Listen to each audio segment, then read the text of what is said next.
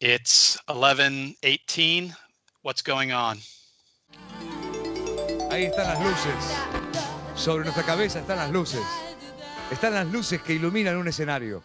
Un escenario que esta noche tendrá en el cierre aquellos que cumpliesen 20 años con la música.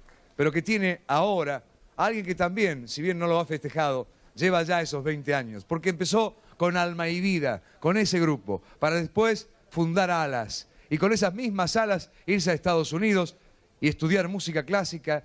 Es compositor de música clásica, tiene toda esa raíz popular, toda esa música contemporánea metida dentro suyo y nos viene a mostrar en exclusiva y por primera vez, después de muchos años de ausencia, su nuevo material aquí a este nuestro escenario. Me refiero a Gustavo Moreto. Bienvenido, Gustavo, estás en tu casa.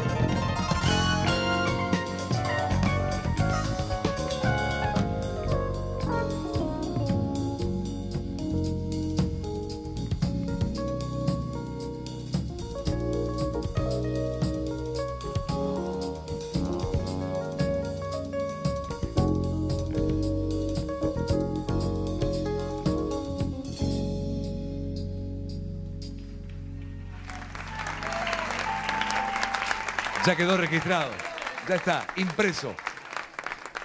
El debut de Gustavo Moreto, después de muchos años, otra vez en la Argentina y una vez más en nuestro escenario. Digo una vez más porque compartimos muchos escenarios en otras épocas y me alegra mucho que Gustavo esté otra vez aquí. Bueno, hemos hecho la presentación. ¿Con qué tema?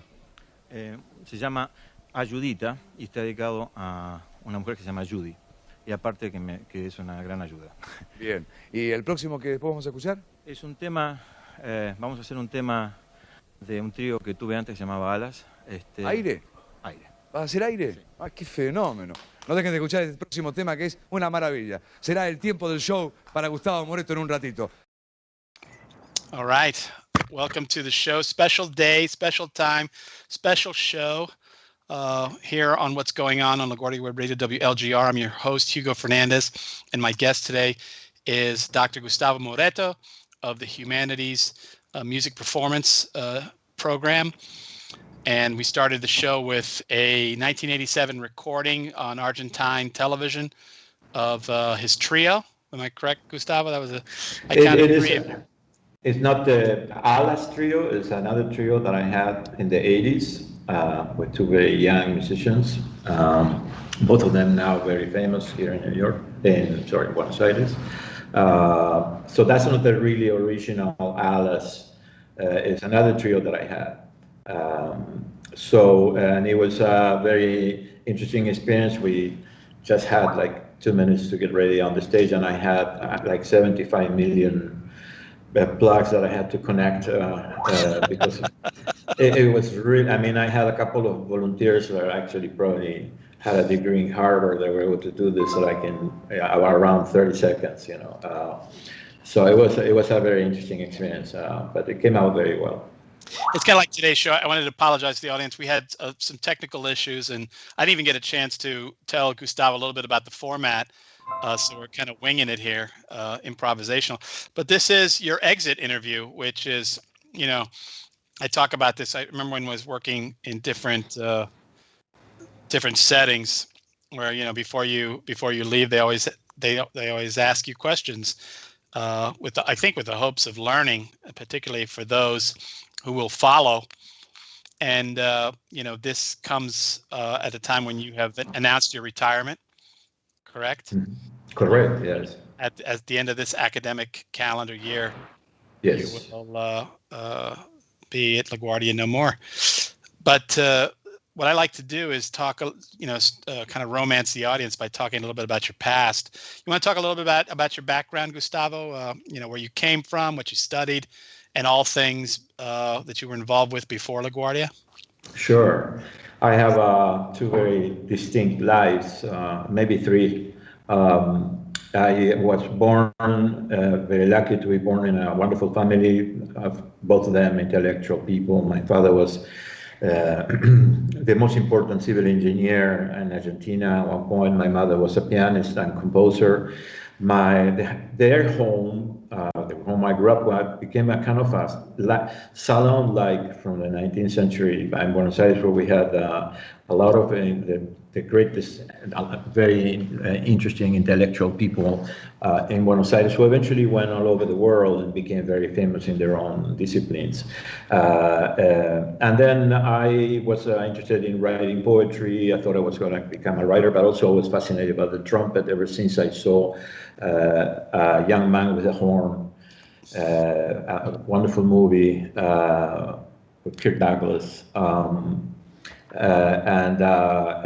When I was about 8 years old, and I became obsessed with the trumpet. So I played the trumpet, and then I went for 2 years to a preparatory music school that taught me wonderful things about theory and all of that, and then amazingly became part of a very, very good band with professional musicians, many of them who were actually jazz musicians.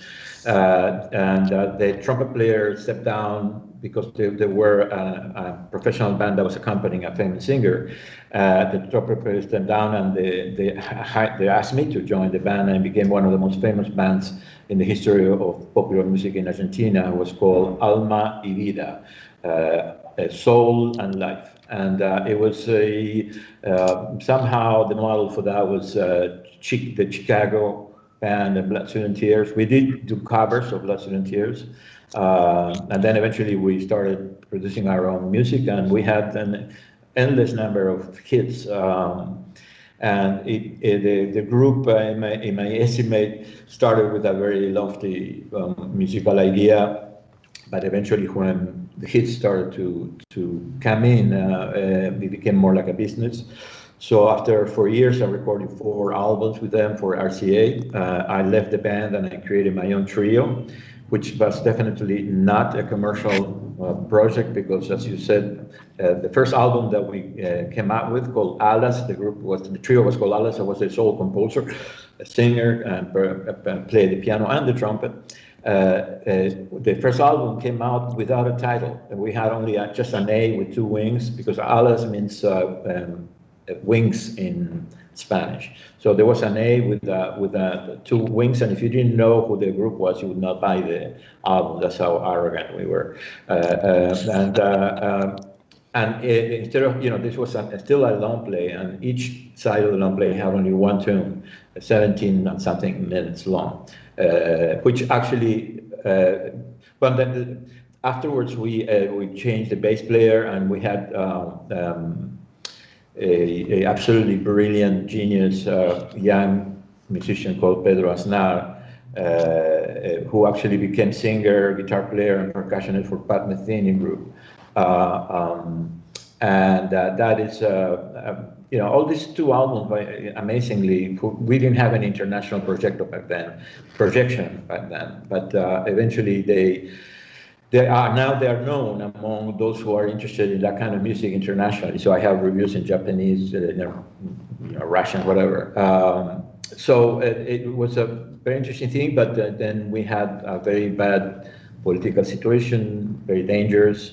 The situation was bad enough that I said I didn't want to be part of that. I left the country and came to the United States, and I actually decided that I wanted to study the composition of classical music. I was like going from trumpet player to composer and keyboardist to composer of classical music seemed to me like it was going up the ladder, artistically speaking. So I actually joined I graduated actually with honors at the New England Conservatory, which is one of the great conservatories in the world. And then I was given a full scholarship to finish my master's and doctorate at Columbia University. So I had a career then within the so-called classical music, 20th century, avant-garde music. But then my heart went back to my young interest, and so I just decided to create, compose music, and blending all of those experiences that I had, because I started also to explore, jazz as a language. I'm not a jazz musician, but I can play jazz, and so now I'm basically that. I'm a cocktail of all these different experiences, and then I was very, very, very lucky to have gotten a position as a professor at LaGuardia Community College. Definitely a life-changing experience and a wonderful experience that I'm very grateful that I have had it in my life. And also to have met you, all of you guys. Goose, I say this with, Question. So what year are we talking about that you were hired at LaGuardia? This was in 1996. There's some kinks in the story that I don't know. I mean, I did go back to Argentina in 1985, and everything was wonderful. I mean, of course, I was working as a musician. 1 year later, there was this huge economic collapse where actually they were changing prices in the food market in the morning and the afternoon. That's how quickly the inflation was changing. And we musicians are the first ones to lose jobs, when something goes wrong economically. So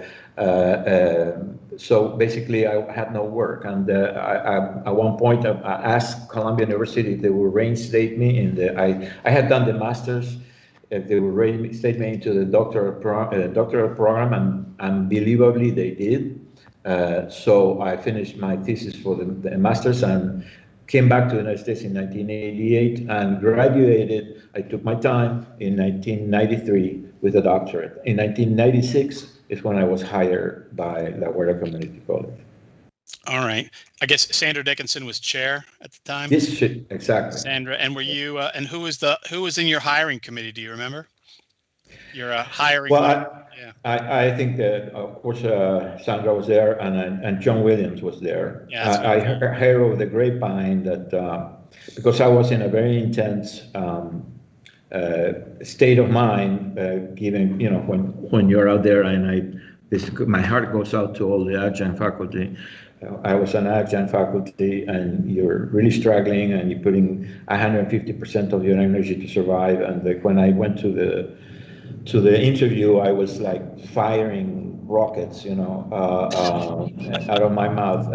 So they thought I was like a type A personality and stuff like that.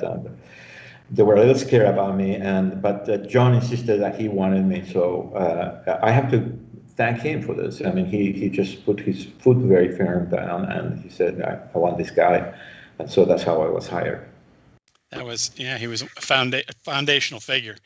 Mm-hmm. So, and at that time, I guess music performance was its own major by that point?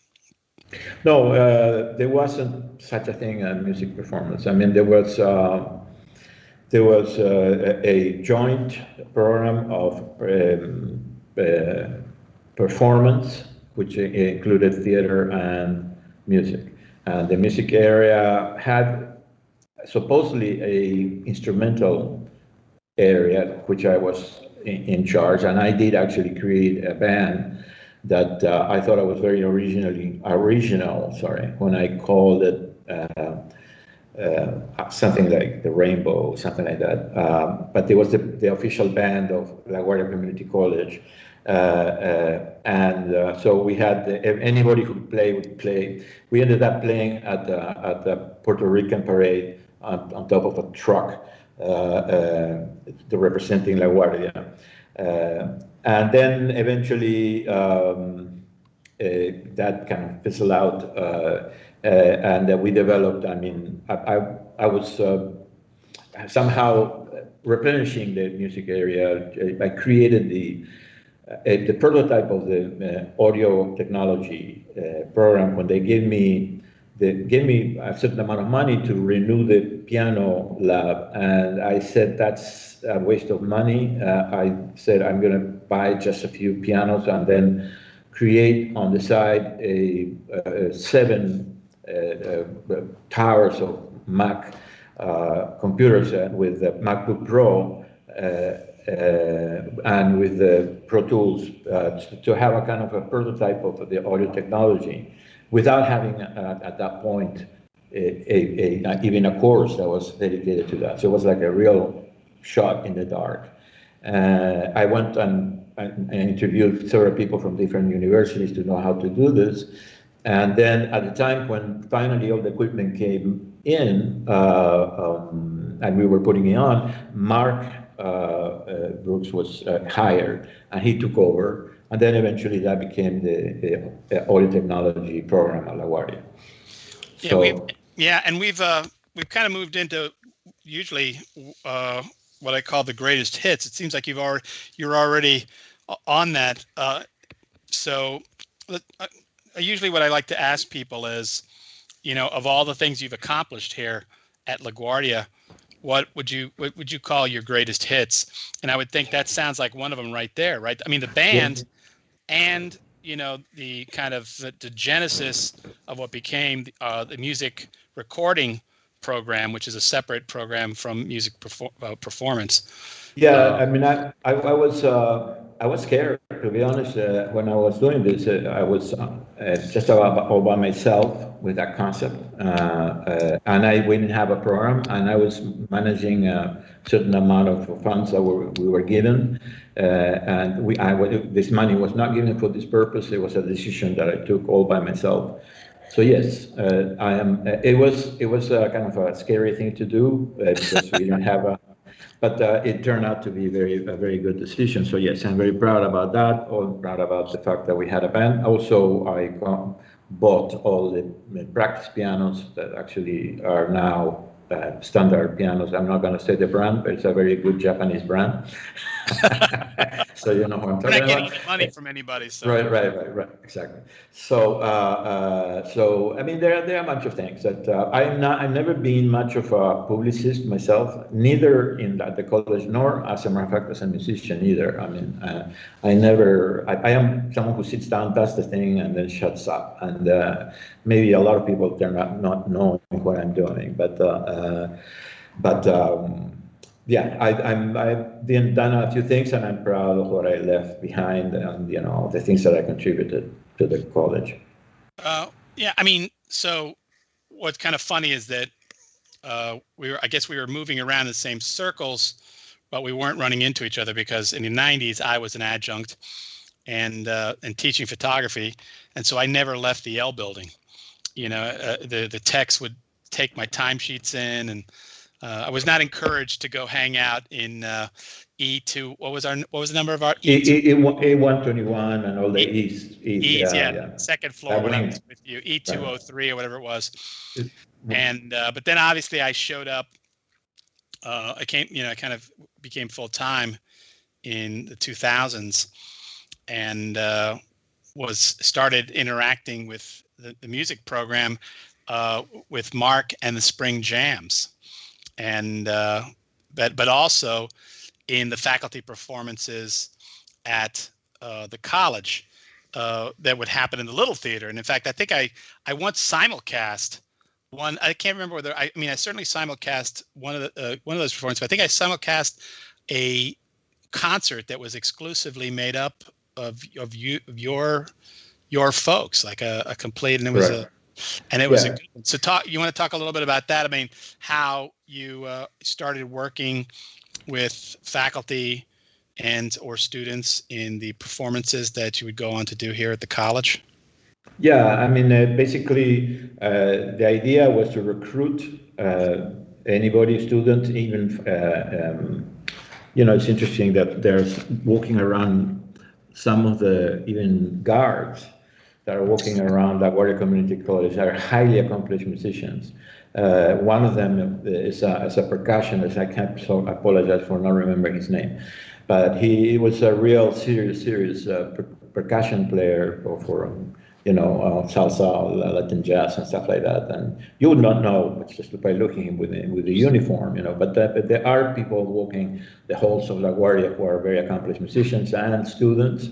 So the idea was always the tactical problem, the logistical problem was to find these people, put them together, rehearse, and then perform. And in the process, we would do whatever it was doable within the means that we had, by both instruments and abilities among the musicians. It was difficult to find, of course, a parity among the different musicians in terms of their abilities. Okay, because it's different when you have a music major and then you have your two students who are all seniors, let's say, and so then you have a certain how do you say it, homogeneity in terms of how what skills the musicians have. But it was always a way of finding a way to put all of that together and make it sound good, and people liked it. I mean, that it was they appreciated the musicians, of course, the people who participated, the students,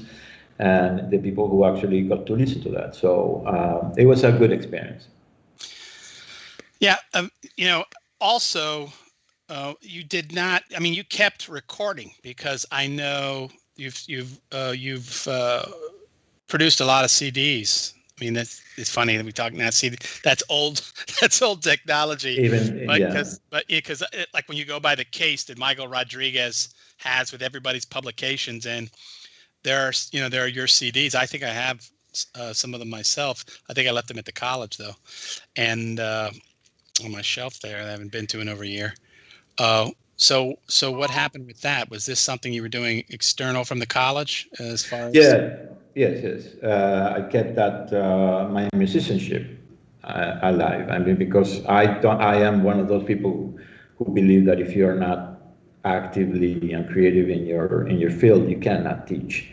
you become a dry teacher. And so for me, remaining an active, productive musician was crucial.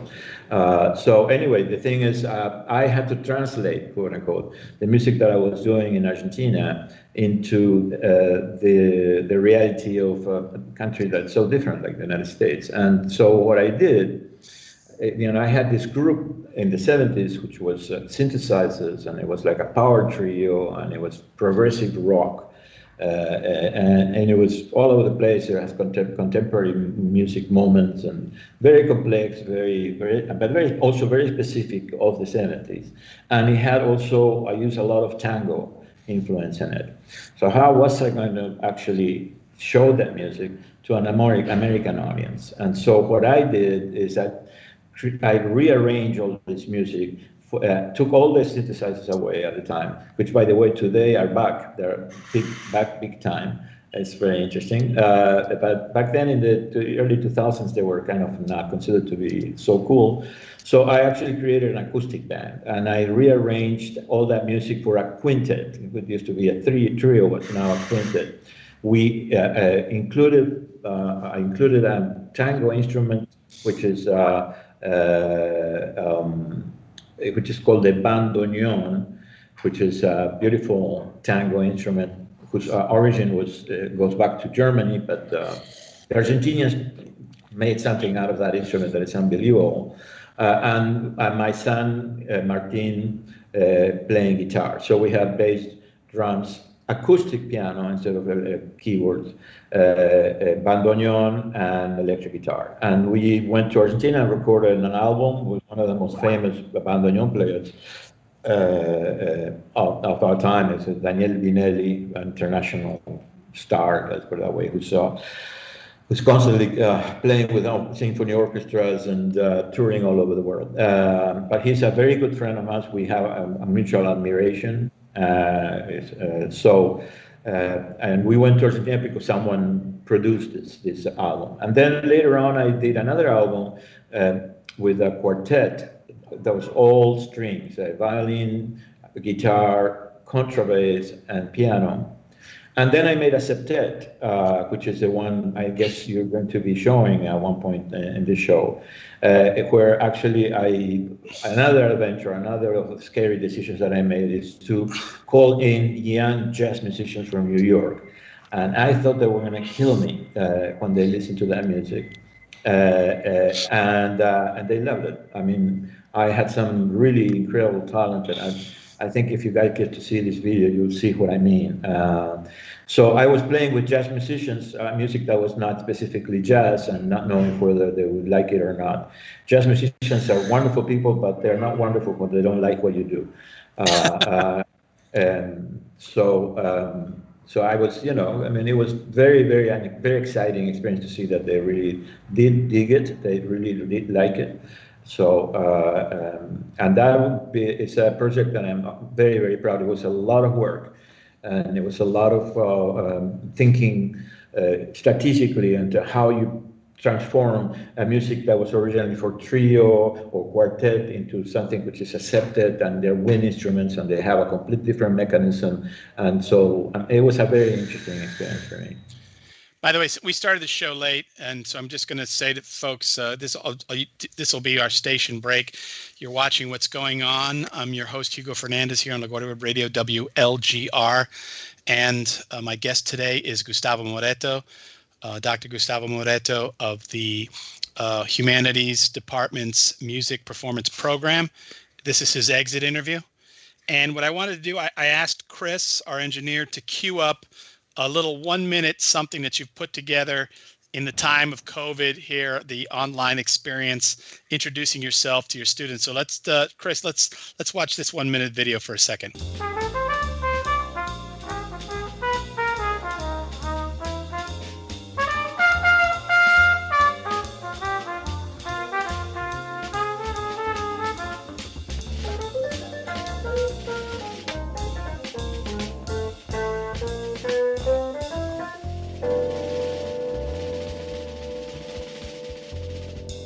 Welcome to Introduction to Music 101. I am Professor Gustavo Moreto, pianist, trumpet player, composer, and I'm looking forward to spending the next semester with you learning how to understand music and how to get deeper into the listening process that music requires.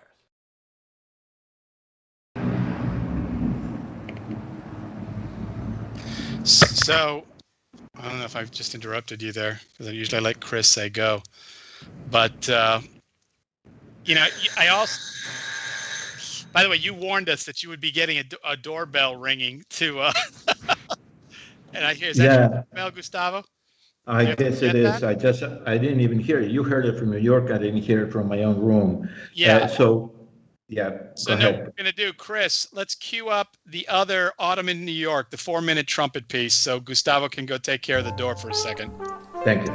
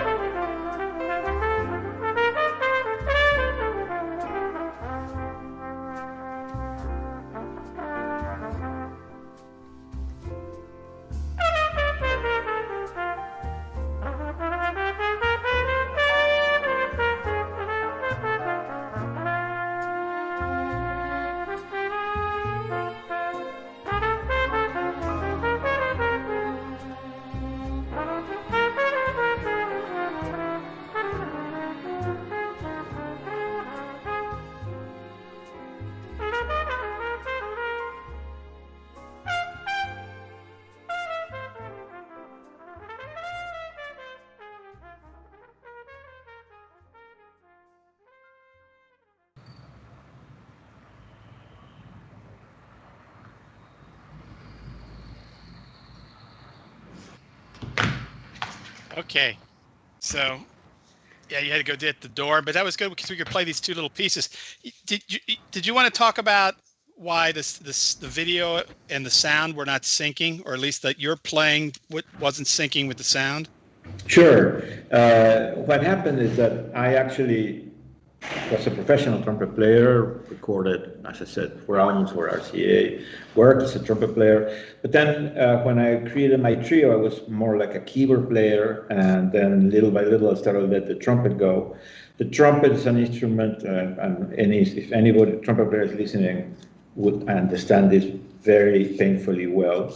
That is an instrument that's like boxing. Okay, you may know all the moves, you may be the most intelligent boxer in the world, but if you're not training every day, you get on the boxing match and you're knocked out in the first round. And so I actually, one of my life decisions, because I always had I would call it even a fetish with the trumpet. There is no more beautiful object in the whole universe than a trumpet for me. Put a big diamond and put a beautiful trumpet next to it, and I'll go for the trumpet. You can take the diamond. So I decided to start playing the trumpet again, and so this is basically me practicing playing over changes. You can hear that I have kind of the vocabulary and I can be expressive. I'm working, there are some technical issues, but I actually did share this with my friends in Argentina on Facebook. So the thing is, it's not supposed to be broadcast in New York City in a radio. I'm just kidding. It's true. It was supposed to be a private thing, but I'm glad that you did. And we discussed this earlier, and I accepted it, so everything is fine. What I'm saying is, me trying to be expressive with the instrument and overcoming some of the difficulties. But in order for me to put it in Facebook, you have to put a video of some sort. And sometimes I would be just practicing and recording it, but not necessarily filming it. So I would put just any video of me playing the trumpet, and the audio would be something different of me practicing it on a different day. So that was you on the horn. That was me on the horn, right? Correct. It sounded good. Thank you. Yeah, it's funny because when you were talking about the Kirk Douglas film, I think that film was supposed to be a kind of a vague retelling of the Bix Beiderbecke story. Correct. With a happy ending, as opposed to. You said it, Hugo. You said it. Yeah, there's this group of very talented trumpet players that died very young, which are just incredible. I mean, it's a line of them, and he's certainly one of them. But this Kirk Douglas did such a great job at making you fall in love with the trumpet that to me it just hit me right in the center of my heart, and it never went away. Well, I still am practicing. Yes. Yeah, I mean, I think it was Armstrong that says, after his death, said, nobody played like Bix. Then right. that means something. I mean, you're talking about the greatest American musician of all time, who influenced everybody. Yes. This kind of foundational musical talent, telling you his appreciation for another musical talent, and that was something. Particularly, again, Bix Beiderbecke was a white man playing in a genre which people thought of as an African American exclusive world, but he, like many of his contemporaries, proved it could be done. Yeah. I mean, there are some musicians who have completely immersed themselves in that and the spirit, and certainly he was one of them. Not that it's necessarily something easy, and not everybody can do it, but there are some very outstanding examples of those who actually did manage to completely immerse themselves and even influence the original, the people who were originally in the language. Right. I think he's a modern jazz musician by the record. It's like perhaps the first real modern trumpet player. I mean, it was a great film, and the trumpet is an instrument that I like the trumpet. Trumpet is an instrument that can be extraordinarily forceful in what it says, but it can also be very fragile. It make it sound fragile if you know how to do that. And it's very touching to hear. That's Miles Davis there, right? Miles Davis who just cry and not play it. He would cry. And so it's a very yeah, I think okay. Stanley Crouch called it. I think the phrase he used was the sacramental. You know, it's a sacred instrument if you think of it historically in in the lineage. I mean, the shofar, is the this thing that moves through the Roman period. So yeah, it's a very sacred instrument. I wanted to move into this period where and I don't know if we're going to have any questions coming in from folks who are watching or listening, but I usually like to ask the folks in the exit interview what advice you have for those of us who stay behind and to do the work. I mean, I wanted to play that part of you introducing yourself because we've all had to adapt to the virtual paradigm, whatever you want to call it. But having been an educator for so many years and knowing the institution as well as you do, what do you have? What are some of the lessons that you've learned that you'd want to share with us for those of us who stay behind? As a professor, yeah, I think that it's very, very fundamentally important that the professor be himself or herself. I don't think a professor should assume the character of a professor. I think the professor should be. Let me talk about me. I was myself. I said, you know what? Destiny put you in contact with this dude called Gustavo Moreto, who is a funny character, and he's in love with music, and you're gonna be sharing this kind of personality of someone who devoted his life to music for a whole semester. In a way, this is inspired by what I experienced in my parents' home, in this salon-like kind of experience that I had, where I saw all kinds of different characters. Some of them giggling musicians, in a way that remind me a little bit of the movie Amadeus, who were very shy and very giggling, and they would sit on the piano and then it would destroy the piano. They would just completely blow you away. And that kind of, that dual aspect of their personality, what they were as people and what they were as musicians, I found that fascinating. And so my opinion is that you have to be yourself. And the other one is that the students should be themselves as well. I mean, they're not treating them in any particular way other than they're young people there watching you and experiencing this with you and having, if you have an honest, direct relationship with them where you show your vulnerabilities as a person as well, then they feel comfortable as well. They relax as well. And so you have a dialogue there, a dialogue of words, but also a dialogue of emotions and experiences.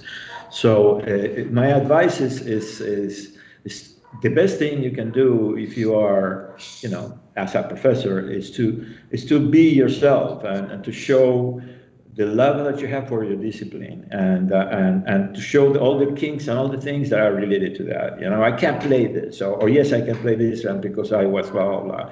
Or that sounds bad to me, but it sounds great to you, but it doesn't matter, it sounds bad to me. So the thing is, this thing, they may process it and filter it through their own, opinions and whatever, is very enriching. But you have to, if you go with a very structured, highly structured thing, and you go and you pass information in a way that is not personal, then the students will learn the words, but they will not learn what it is to be like what it is to be next to a musician, or what it is to be a musician, or what it is to suffer like a musician or enjoy life like a musician. So to me, that's a very important concept in terms of teaching. I mean, usually I have followed a lot of professors because there is a wonderful company which I remember. Sorry, I can't remember, but it's a teaching company. I think it is. They have these videos. But great. Some of them are great. Some of them are not. But some of them are great. The great ones, they will do two things in the first class. They will make me laugh, and they will make me go, "Oh wow." If I don't get that within the first half hour, so I think I don't have a good professor in front of me. That's my opinion.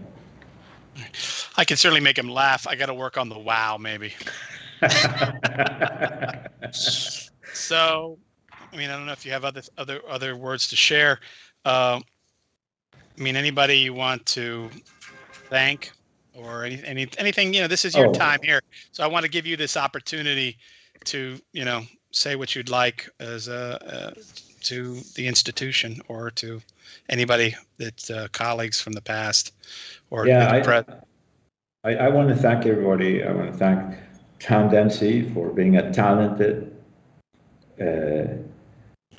musician, a highly accomplished musician, a good person, a hard worker, and an intelligent man.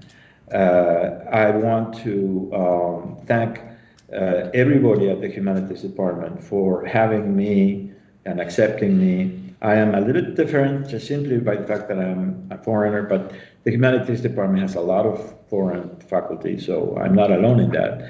But that requires flexibility, in order to understand. Every time we had a meeting at the Humanities Department and I heard this accent, I felt very good. I felt very good the fact that we have this diversity and that everybody is willing to accept it and to just to be open about it. And this is fundamental for the student body of LaGuardia. When I have my Oriental students and they have a hard time communicating, it just blows my mind. I always do the same exercise. I imagine myself being in a classroom in China, for instance, or in Japan or in Korea, and trying to understand what the professor is saying when he or she's talking at 120 miles an hour. So I want to thank the institution itself. I mean, I had the honor to actually take it relatively early, 96, where it still was somehow that wonderful dream of the 70s of opening a school with this liberal values and then the transformation into something a little more efficient and anyway, the thing is I am grateful for the fact that they actually gave me the opportunity to become a professor in one of the greatest cities in the the greatest city in the world, and to people like you, you and I, we had briefly we were together. There was a connection there that didn't need words. I mean, we were like, really seriously. So I don't want to name any particular names because I would leave so many people behind because I wouldn't remember all the names. But I want to say that it's been an absolutely fabulous chapter of my life. Not only that, it's a kind of an association between. And now that I'm living back in Argentina, the opportunity to have experience. How wonderful it is to live in such a tremendous country as the United States, and how many things I learned there, how many things that society taught me that I consider to be invaluable. So yes, it's a very good experience. I leave this place feeling very, very good, very, very good for all the people working there, very, very good for my time in there. And I think that it's the right time for me to just go and move on, So thank you so much, you guys, for putting this time and this effort and giving this time to let me talk. I think it's an act of great generosity on your part and kindness. And so I'm full of gratitude. That's all I can say. And well, I just want to thank you for coming on. I mean, it's asking a lot. You're coming to us from Argentina. And I just appreciate it. A lot of folks try to, they tell you on the day they're leaving, they say like, "Oh, this is my last day," and I'll reach out to them and try to make something happen. But so it's been. Thank you for giving us your time, as giving us your exit interview. And I just want to say, about our connection is, and I was thinking, I joke about this all the time, but Cubans and Argentinians, we have a connection. It cannot be ignored. And so Fidel had Che, I have you. You're my great Argentine connection. So well, you're a super dude. Thank you so much, and it's quite a comparison that you just made. Yeah, I don't have an ego problem, right? Anyhow, we're gonna close out by playing that performance in the Little Theater with the septet, and I wanted to give you an opportunity to set it up. Sure. Could you tell me which one it is? It's the Pinta tu Aldea. Yeah, that is a tune that was originally a trio part of the second album that we recorded with the trio Alice. And it's definitely a combination of rock, jazz, and tango. And it's a very complex piece, has all kinds of different things going on. The bass line is a 12-tone scale, and I had to figure out how to spread this idea and harmonize the melody, who was basically before just a melody, and then it has moments of it just like goes through different moments in which there's a lot of energy, and moments where there's a lot of very quiet, and there are improvisations within it.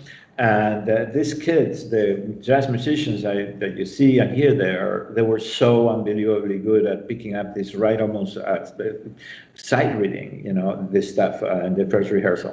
And what they contributed in that performance is beyond my words. I mean, the talent in New York is just so abundant that I could feed the rest of the planet. Okay, so I just want to have this be a recognition of the talent that is actually on the stage with me. Okay, but it's once again, it's based on tango music. And the title, you want to mention? Yeah, the title is a quote from Tolstoy that says, you should, if you're a painter, you should paint your own villa. If you paint your villa, your painting will have universal value. So the name, so instead of actually saying, I'm going to paint Paris or Vienna, because that's, now paint just your own villa, and that will have a universal value. And so the name of the tune is Paint Your Own Villa. That's what it is. All right. Well, I just want to thank you again for being on the show. And for folks who are watching, excuse the technical issues.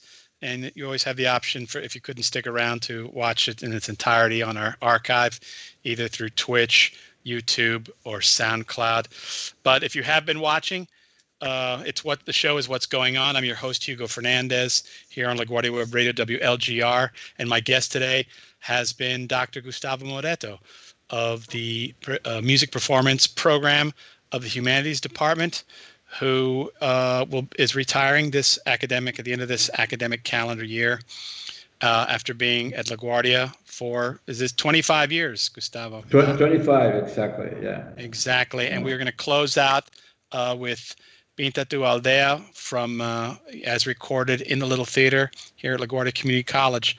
And I wanted special thanks to my engineer, Christopher Pope, who had to deal with a lot of changes today. So Chris, please take us out. Thanks for listening and watching.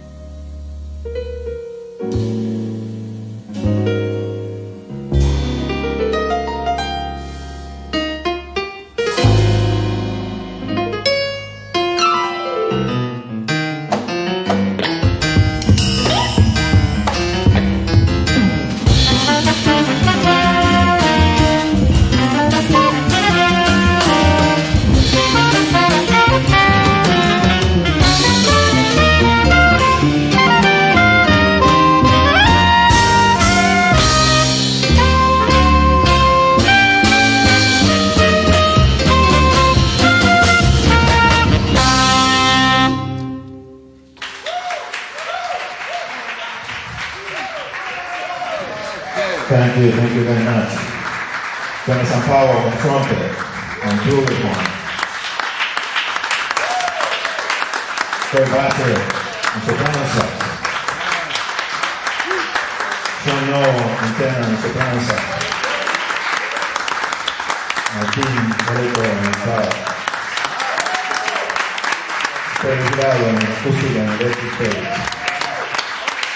David Silliman in percussion and drums. Thank you for coming. Thank you for listening to us.